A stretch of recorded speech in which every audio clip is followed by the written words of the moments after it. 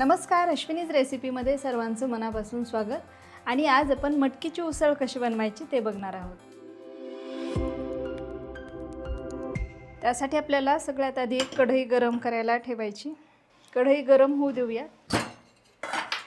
कढई गरम झाली की त्यामध्ये आपल्याला तेल घालायचं। आता हे तेल तापू द्यायचं व्यवस्थित। तेल चांगलं गरम झालं, यामध्ये घालूयात मोहरी,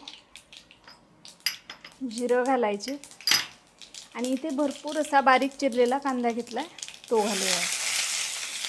कांदा चांगला परतून घ्यायचा आपल्याला। आता कांदा थोडासा मऊ झालेला आहे, यामध्ये मी कढीपत्ता घालते।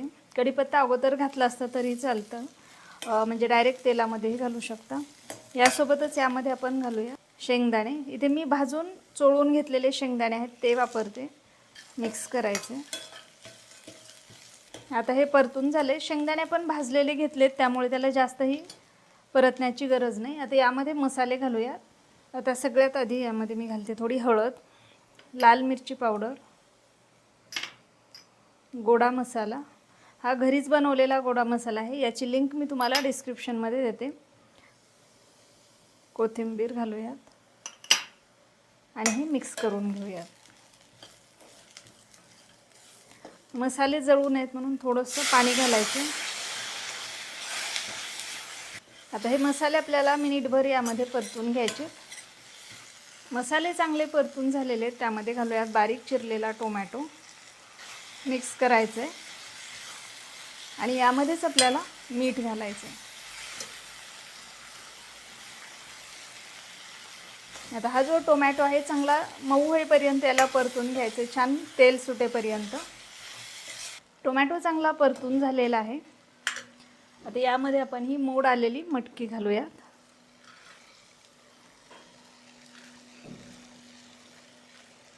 मिक्स करायचे। यामध्ये मीठ आपण अगोदर घातलेलं आहे, हवं तर तुम्ही चव बघून यामध्ये पुन्हा मीठ घालू शकता। बऱ्यापैकी आधीच घातलं होतं आपण मीठ। व्यवस्थित मिक्स करून घेऊया। आता हे व्यवस्थित मिक्स करून झालेलं आहे।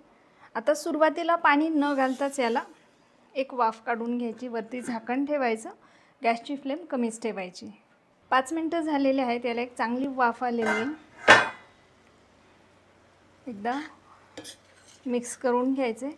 आता यामध्ये मी अजिबात पाणी घातलेलं नाही आणि मला पाणी घालायची गरजही वाटत नाही।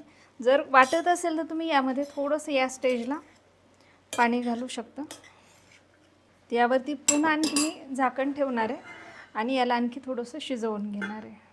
गॅसची फ्लेम आपल्याला कमीच ठेवायची, कारण यामध्ये अजिबात आपण पाणी घातलेलं नाही। 5-7 मिनटं पुन्हा हे झाकून ठेवलेलं होतं।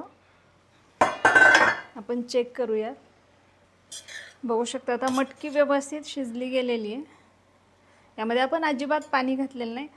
असं पाणी न घालता केलेली मटकीची उसळ चवीला जास्त छान लागते, फक्त थोडासा व्हायला त्याला वेळ लागतो। व्यवस्थित शिजली गेली आहे।